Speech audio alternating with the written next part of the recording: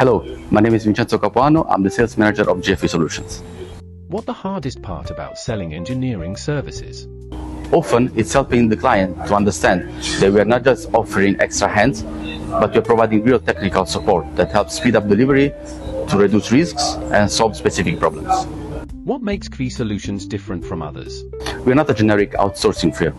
Our engineering work as the client team, using their tools, following their processes.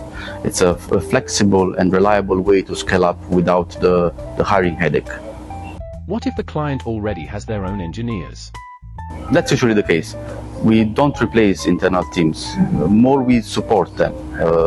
We help when there is a bottleneck, a tight deadline, or a need for skills they don't have in-house at the moment. What's the most common question clients ask you? How much does it cost? And what kind of guarantees do you offer? And what do you say to that? We are transparent and realistic. Our pricing reflects the value and the speed we bring. We often work with fixed quotes.